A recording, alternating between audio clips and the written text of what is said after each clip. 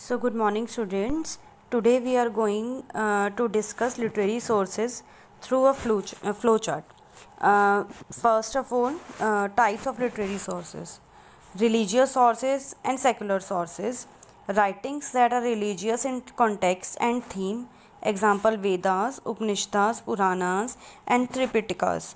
अब religious sources जो थे बेटा कौन से होते हैं जो किसी रिलीजियस मतलब धर्म से रिलेटेड होते हैं, जैसे वेदास हो गए, उपनिषदास हो गए। अब सेक्युलर कौन से होते हैं? सेक्युलर के अंदर इन्होंने किया है बायोग्राफीज, ऑटोबायोग्राफीज। बायोग्राफीज वो होती हैं जो किसी के बारे में कोई और लिखता है, और ऑटोबायोग्राफीज वो होती हैं जो हम खुद के बारे में कुछ राइट करते हैं। Third is court chronicles. Court chronicles मतलब कोर्ट क्रॉनिकल्स वो थे जब किसी किंगडम के बारे में, वहाँ के लोगों के बारे में, वहाँ की गवर्नमेंट कैसी है, कैसे चलती है, वो उसके बारे में राइट करते थे। अकाउंट ऑफ ट्रैवलर्स, अब किंगडम्स के अंदर जो भी लोग आते थे, ट्रैवलर्स आते थे, वो उनके बारे में कुछ लिख कर जाते थे, अकाउंट्स लेकर जाते थे कि वहाँ किंगडम कैसी चलती है, जो किंग है वो कैसे वर्क करता है, वो सब कुछ लिखते थे। तो उसके अंदर ये सब सारा जो डाटा है वो सेक्युलर लिटरेचर के अंदर आता है। Next is oral sources. अब इसके ओरल सोर्सेज कौन से थे?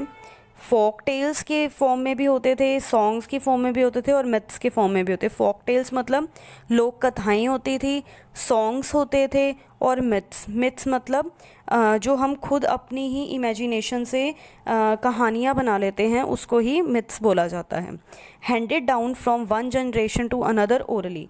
ये जो सोर्सेज होते थे ये रिटर्न नहीं होते हैं, सोर्सेज ये जो थे वो रिटर्न नहीं थे, ओरल थे, और ओरली ही वन जनरेशन से दूसरी जनरेशन के अंदर आते थे। मतलब जो सॉन्ग्स होते थे, जो नेक्स्ट जनरेशन होती थी, वो अपनी पिछली जनरेशन से ये चीज़ें सीखती थी, फोक टेल्स भी और मिथ्स भी। अब नेक्स्ट इज़ फॉर्म्स। इसकी फॉर्म्स कौन कौन सी थी? Manuscripts, you know about manuscript very well. And parchment होते थे, चमड़े के जैसा एक जिसको कह सकते चमड़े के जैसा कागज होता था, उसके ऊपर राइट की हुई थी ये सब। और ये जो रिलीजियस सोर्सेज और सेक्युलर सोर्सेज थे ये रिटन थे, और ओरल जो सोर्सेज थे वो ओरली ही डिस्क्राइब किए जाते थे। और रिलीजियस और सेक्युलर सोर्सेज जो होते थे इनको रिटन में एक जनरेशन से दूसरी जनरेशन के पास जाती थी। अब सेक्युलर लिटरेचर को देखें तो ऐसी बुक्स जो रिलीजियस नहीं थी, that is called secular literature. अब जैसे कौटिल्य की अर्थशास्त्र जो है उसमें ये बताया गया है कि एक अच्छी गवर्नमेंट कैसे चला सकते हैं। Foreign travellers Greek, Roman, Chinese, Tibetan and Arab visited India from time to time and left valuable accounts about the people, their lifestyles and customs and traditions. India के अंदर टाइम टू टाइम बहुत सारे travellers ने India को visit किया, और वो क्या करते थे, यहाँ पर आते थे तो यहाँ के लोगों के बारे में, उनके लाइफस्टाइल के बारे में, उनके कस्टम्स के बारे में, उनके ट्रेडिशंस के बारे में सब कुछ राइट करते थे। मैक्सनीस जो था वो एक ग्रीक एम्बेसडर, जिसको दूत बोल सकते हैं, मतलब ग्रीक से उसको भेजा गया था to the court of Chandragupta Maurya. Chandragupta Maurya के कोर्ट में आया था वो, उसने वहाँ के बारे में एक बुक राइट की थी जिसको इंडिका बोला गया। सिमिलरली इंडिया के अंदर बहुत से चाइनीज़ ट्रैवलर्स थे, वो भी आए। कुछ ऐसे थे जो बुद्धिज़्म की नॉलेज लेने के लिए आए, बुद्धिज़्म की स्टडी करने आए, और यहाँ आकर उन्होंने अपने एक्सपीरियंस के बारे में राइट भी किया। कुछ क्रॉनिकल्स ऐसे थे जैसे रतन रागिनी एंड कलहान, जिन्होंने हमें कश्मीर के किंग के बारे में, उसके स्टार्टिंग से लेकर एंड तक 12th सेंचुरी तक पूरी हमें इंफॉर्मेशन दी उसके बारे में। मैन्यूस्क्रिप्ट्स कॉल्ड तलपत्रास इन संस्कृत, तलपत्रास बोलते हैं मैन्यूस्क्रिप्ट्स को संस्कृत में, वर रिटन और ईजिली परिशेबल मटेरियल। परिशेबल मतलब जो जल्दी ख़राब हो जाता है, उन मटेरियल्स के ऊपर राइट की हुई हैं। Many have been destroyed by insects और natural calamities.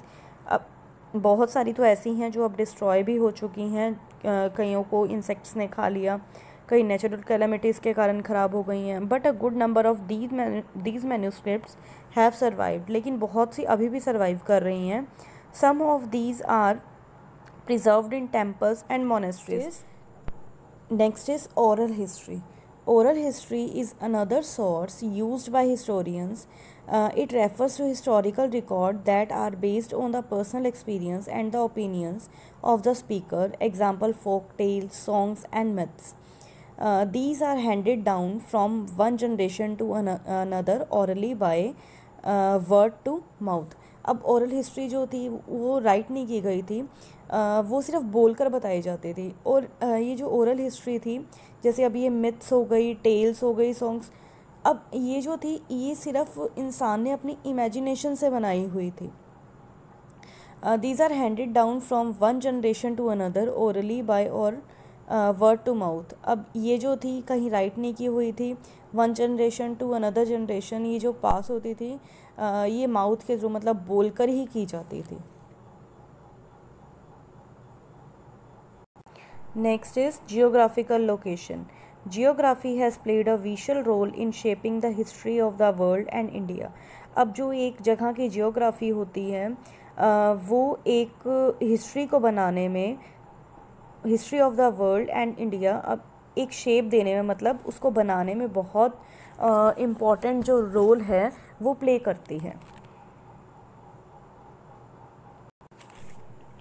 It determines how a particular area develop. ये बताती है कि एक जो पर्टिकुलर एरिया है वो डेवलप कैसे हो, उसकी डेवलपमेंट कैसे हुई. India and its neighbours Pakistan, Bangladesh, Sri Lanka, Nepal and Bhutan are together known as the Indian subcontinent because the combined topography of all these countries is almost as vast as that of a continent.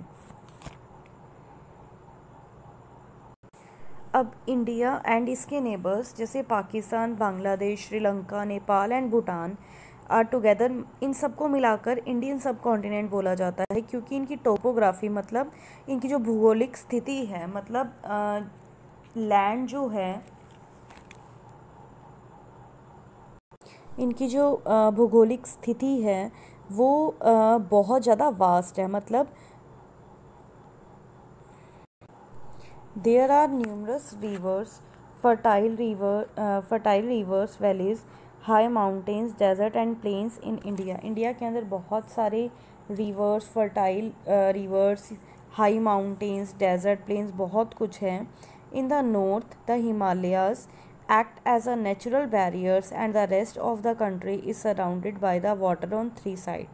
अब north side पे एक हिमालय है जिसको natural barrier बोल सकते हैं, जिसकी ऊंचाई इतनी ज़्यादा है कि हम इसको नेचुरल बैरियर बोल सकते हैं कि ये हमारी रक्षा करता है. And the rest of the country is surrounded by water on three side से इंडिया जो है वो वाटर कवर है. The passes in the mountains act as routes allowing people to undertake journey for trade, battle and travel. Mountain के अंदर से रास्ते निकले हुए हैं, रूट्स जाते हैं जहाँ से ट्रेडर्स जो हैं वो ट्रेड करते हैं, बैटल्स के लिए यूज़ किए जाते हैं इनको, मतलब लड़ाइयों के लिए, एंड ट्रेवल्स के लिए भी यूज़ किए जाते हैं, ट्रैवल के लिए sorry. Many nations have used sea routes along the coast of India for trade as well as for social and cultural interaction. Many nations have used the sea routes. अभी sea routes जो हैं इनको use किया जाता है. बहुत सारी countries इसको ट्रेड करने के लिए यूज़ करती हैं, व्यापार करने के लिए यूज़ करती हैं, लेकिन कई कंट्रीज़ इसको सोशल एंड कल्चरल इंटरेक्शन, मतलब अपने जो रिलेशनशिप हैं सोशल और कल्चरल जो हैं वो बढ़ाने में उसको यूज़ करते हैं. In the ancient times people choose to live near rivers such as Indus, Ganga and Narmada. बहुत पुराने टाइम में लोगों ने नदियों के किनारे रहना पसंद किया था. This was because the rivers provided water for people's need. The land near them was fertile for irrigation, क्योंकि यहाँ पे वाटर इजीली अवेलेबल हो जाता था और यहाँ का जो लैंड होता था वो फर्टाइल होता था, मतलब क्रॉप्स अच्छी होती थी. And they also served as a means of transport, और ट्रांसपोर्ट भी इजीली हो सकता था. As you progress in your study, you will understand how the geography of India brought about some of the most significant events in our history. जैसे जैसे हम next classes में जाएंगे बेटा, वैसे वैसे हम देखेंगे कि एक जोग्राफ़ी जो है वो हिस्ट्री को बनाने में कैसे हेल्प करती है.